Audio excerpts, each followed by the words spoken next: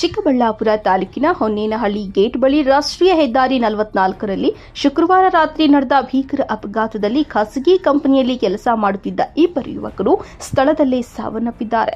ತಾಲೂಕಿನ ಬಾದಕಾನಹಳ್ಳಿ ಗ್ರಾಮದ ರಾಮಾಂಜನಪ್ಪ ಮತ್ತು ಮಂಜುಳಾ ದಂಪತಿಯ ಏಕೈಕ ಪುತ್ರ 22 ವರ್ಷದ ವರುಣ್ ಕಳೆದ 2 ವರ್ಷಗಳಿಂದ ಶೆಟ್ಟದಿನ್ನಹಳ್ಳಿ ಖಾಸಗಿ ಕಂಪನಿಯಲ್ಲಿ ಕೆಲಸ ಮಾಡುತ್ತಿದ್ದು ಕುಟುಂಬದ ಆಧಾರ ಸ್ತಂಭವಾಗಿದ್ದ.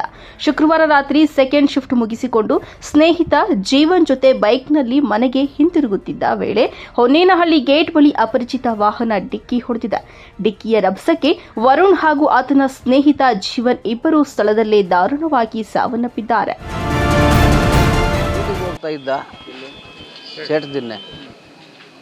2 ಗಂಟೆ ಶಿಫ್ಟು, 2 ಗಂಟೆಗೆ ಹೋಗಿ ರಾತ್ರಿ 10:30 11ಕ್ಕೆ ಬರ್ತಾ ಇದ್ದ. ಬರೋ ದಾರಿಯಲ್ಲಿ ಏನಾಯಿತೋ ಯಾರು ನಾವು ನೋಡಿಲ್ಲ. ಇವರು PC ಫೋನ್ ಮಾಡಿದ್ರು, ಇಲ್ಲಿಗೆ ಬರೋ ಅಷ್ಟೊತ್ತಿಗೆ ಸ್ಪಾಟ್ ಆಗೈತೆ ಅಂತ ಅಷ್ಟೇ. ಹೋಗ್ತಾವನೆ 1.5 ವರ್ಷ 2 ವರ್ಷ ಹತ್ರ. ಹೋಗಿ ಬರ್ತಾ ಇದ್ರು.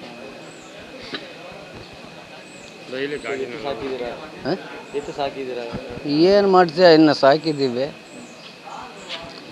ಎಲ್ಲರೂ ಸಾಕಿದಂಗೆ ಸಾಕಬೇಕು ಮಕ್ಕಳನ್ನ. ಹೋಗಿ ಬರ್ತಾ ಇದ್ರು. ಗ್ರಾಚಾರ ಕಾಲ ಏನು ಮಾಡಿ.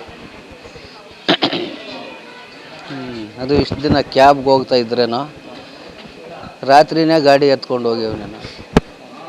ಕ್ಯಾಬಲ್ಲೆಲ್ಲ ಟೌನಲ್ಲಿ ಹಾಕಿ ಹೋಗ್ತಿದ್ರೇನೋ ಕ್ಯಾಬ್ಗೆ, ರಾತ್ರಿ ಗಾಡಿನಲ್ಲೇ ಹೋಗವನೆ. ಯಾರೋ ಜೊತೆಯಲ್ಲಿ ಒಬ್ಬ ಹುಡುಗಾದೆ ಸ್ಪಾಟ್ ಆಗವನಲ್ಲ, ಅವನು ಫ್ರೆಂಡ್ ಅಂತೆ, ಅವನು ಹೋಗವನೆ ಜೊತೆಯಲ್ಲಿ. ಬರೋವಾಗೂ ಜೊತೆಯಲ್ಲಿ ಬಂದವ್ರೆ. ಇನ್ನು ಕುಣಿಗಲ್ ಮೂಲದ ಲಲಿತಮ್ಮ ಕುಟುಂಬ ಸಮೇತ ಚಿಕ್ಕಬಳ್ಳಾಪುರದಲ್ಲಿ ಬಾಡಿಗೆ ಮನೆಯಲ್ಲಿ ವಾಸವಾಗಿದ್ದರು. ಕಡು ಬಡತನದಲ್ಲಿ ಇದ್ದ ಕುಟುಂಬಕ್ಕೆ 19 ವರ್ಷದ ಜೀವನ್ ಆಧಾರವಾಗಿದ್ದ. ಕೇವಲ 15 ದಿನಗಳ ಹಿಂದೆಯಷ್ಟೇ ಶೆಟ್ಟದಿನ್ನಹಳ್ಳಿಯ ಖಾಸಗಿ ಕಂಪನಿಯಲ್ಲಿ ಕೆಲಸಕ್ಕೆ ಸೇರಿದ್ದ. ಕುಟುಂಬದ ಸಂಕಷ್ಟ ನಿವಾರಿಸುವ ಕನಸು ಕಂಡಿದ್ದ ಜೀವನ್, ಆದರೆ ವಿಧಿಯಾಟನೆ ಬೇರೆಯಾಗಿತ್ತು. ಸ್ನೇಹಿತ ವರುಣ್ ಜೊತೆ ಕೆಲಸ ಮುಗಿಸಿಕೊಂಡು ಮನೆಗೆ ಬರುತ್ತಿದ್ದ ವೇಳೆ ಸಂಭವಿಸಿದ ಅಪಘಾತ ಆತನ ಬದುಕನ್ನೇ ಕಸಿದುಕೊಂಡಿದೆ. ಅಪಘಾತ ನಡೆದ ತಕ್ಷಣ ಸ್ಥಳಕ್ಕೆ ಧಾವಿಸಿದ ಚಿಕ್ಕಬಳ್ಳಾಪುರ ಸಂಚಾರಿ ಠಾಣೆ ಪೊಲೀಸರು ಪರಿಶೀಲನೆ ನಡೆಸಿ ಮೃತದೇಹಗಳನ್ನು ಜಿಲ್ಲಾಸ್ಪತ್ರೆಗೆ ರವಾನಿಸಿದ್ದಾರೆ. ಮಗನ ಸಾವಿನ ಸುದ್ದಿ ತಿಳಿಯುತ್ತಿದ್ದಂತೆ ತಾಯಿ ಲಲಿತಮ್ಮ ಹಾಗೂ ಕುಟುಂಬಸ್ಥರ ಆಕ್ರಂದನ ಮುಗಿಲು ಮುಟ್ಟಿದ್ದು ಗ್ರಾಮದಲ್ಲಿ ಶೋಕದ ವಾತಾವರಣ ನಿರ್ಮಾಣವಾಗಿದೆ. ಬಂತು ತೋರಿಸಿದ್ರು ಇದ್ರೊಳಗಿತ್ತು ಕಣಪ್ಪ, ಅಷ್ಟೇ ನಮ್ಗೆ ಗೊತ್ತಿರೋದು. ನನ್ನ ಮಗ ಹೋಯ್ತು. ನೆನ್ನೆ 2 ಗಂಟೆಗೆ ಹೋಗಿದ್ದು ಕೆಲಸಕ್ಕೆ, ರಾತ್ರಿ 10:30 11 ಗಂಟೆಗೆ ಮನೆಗೆ ಬರೋನು. ರಾತ್ರಿ 11 ಗಂಟೆ 11 ಕಾಲ ಆದರೂ ಮನೆಗೆ ಬರಲಿಲ್ಲ. ಆಮೇಲೆ 12 ಗಂಟೆ ತನಕ ಫೋನ್ ಮಾಡ್ದೋ, ಬ್ಯುಸಿ ಬರ್ತಾಯಿತ್ತು, ತಿರ್ಗಾ ರಿಸೀವ್ ಮಾಡ್ತಿರ್ಲಿಲ್ಲ. ಹಂಗಾಗೋದು. ಆಮೇಲೆ ತಿರ್ಗಾ ನೋಡಿದ್ರೆ 12 ಗಂಟೆಲಿ ನಮ್ಮ ಹುಡುಗ ಫ್ಯಾಕ್ಟ್ರಿಗೆ ಹೋಗಿದ್ದಾವೆ ಅಂತ ಅಮ್ಮ, ಅವನು ಬಂದು ಮಗಿಗೆ ಪ್ರಾಬ್ಲಮ್ ಆಗೋದು ಬಾ ಅಂತ ಕರ್ಕೊಂಡು ಬಂದ. ಇಲ್ಲಿ ನೋಡಿದ್ರೆ ಹಿಂಗಾಗ. ನಾವು ಸ್ವಂತ ಕುಣಿಗಲ್ ಕಡೆ ಸೈಡು, ಚಿಕ್ಕಬಳ್ಳಾಪುರದಲ್ಲಿ ಬಾಡಿಗೆ ಮನೆಗಿದ್ದೀವಿ ನಾವು. ಒಬ್ಬನೇ ಮಗು, ಒಬ್ಬ ಮಗಳು. ಅವನೇ ಅಣ್ಣ, ಅವನು ಒಬ್ಬನೇ ಕಣಪ್ಪ. ನನಗೆ ಆಧಾರ ಇದ್ದಿದ್ದು ಅವನೇ ಇಲ್ಲ. ನನ್ನ ಗತಿ ಯಾರು? ಬೆಳಗ್ಗೆ ಶಿಫ್ಟ್ ಆದರೆ ಕ್ಯಾಬಲ್ಲಿ ಹೋಗ್ತಾ ಇದ್ದ. ಸೆಕೆಂಡ್ ಶಿಫ್ಟ್ಗೆ ಕ್ಯಾಬ್ ಇಲ್ಲ ಅಂದ್ರಂತೆ, ಗಾಡೀಲಿ ಅವ್ರ ಫ್ರೆಂಡ್ ಜೊತೆ ಹೋಗ್ತೀನಿ ಅಂತ ಹೋಗೋಣ. ಅವ್ರೇನು ಹೇಳಿಲ್ಲ ಅಣ್ಣ, ಏನು ಹೇಳಿಲ್ಲ, ನಮಗೆ ಗೊತ್ತಿಲ್ಲ. ಹೊಡ್ಕೊಂಡು ಹೋಗಿರೋದು ಅಂತ ಹೇಳಿದ್ರು ಅಷ್ಟೇ.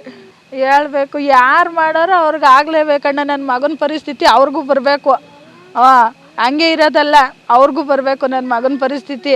ಒಂದು ಜೀವ ಹೆಂಗೆ ಜೀವನ, ಅಷ್ಟು 18 ವರ್ಷದ ಹುಡುಗನ್ನ ಸಾಕಕ್ಕೆ ಎಷ್ಟು ಕಷ್ಟಪಟ್ಟು ಎಷ್ಟು ಇದು ಮಾಡಿದ್ದೀವಣ್ಣ. ತಂದೆ ಇಲ್ದಿದ್ದು ಮಗ ಅದು, ಎಷ್ಟು ಕಷ್ಟಪಟ್ಟು ಸಾಕೊಂಡಿದ್ದೀನಿ ನಾನು. ಹಿಂಗೆ ಹೊಟ್ಟೈತಲ್ಲ, ನಮ್ಗೆ ಯಾರು ಗತಿ?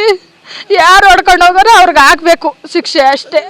ಒಟ್ಟಾರೆ ಕುಟುಂಬದ ಭವಿಷ್ಯವಾಗಿದ್ದ ಇಬ್ಬರು ಯುವಕರು ರಸ್ತೆ ಅಪಘಾತದಲ್ಲಿ ಸಾವನ್ನಪ್ಪಿರುವುದು 2 ಕುಟುಂಬಗಳನ್ನು ಕತ್ತಲೆಯೊಳಗೆ ತಳ್ಳಿದೆ. ಅಪರಿಚಿತ ವಾಹನದ ಪತ್ತೆಗೆ ಪೊಲೀಸರು ತನಿಖೆ ಮುಂದುವರೆಸಿದ್ದು, ಪದೇ ಪದೇ ಅಪಘಾತಗಳಿಗೆ ಕಾರಣವಾಗುತ್ತಿರುವ ಹೊನ್ನೇನಹಳ್ಳಿ ಗೇಟ್ ಬಳಿ ಶಾಶ್ವತ ಸುರಕ್ಷತಾ ಕ್ರಮ ಕೈಗೊಳ್ಳಬೇಕು ಎಂಬ ಒತ್ತಾಯ ಇದೀಗ ಮತ್ತಷ್ಟು ಬಲವಾಗಿ ಕೇಳಿಬರುತ್ತಿದೆ. ಕ್ಯಾಮರಾ ಪರ್ಸನ್ ಪ್ರವೀಣ್ ಜೊತೆ ಕಳವಾರ ಅರುಣ್, MMTV ನ್ಯೂಸ್, ಚಿಕ್ಕಬಳ್ಳಾಪುರ.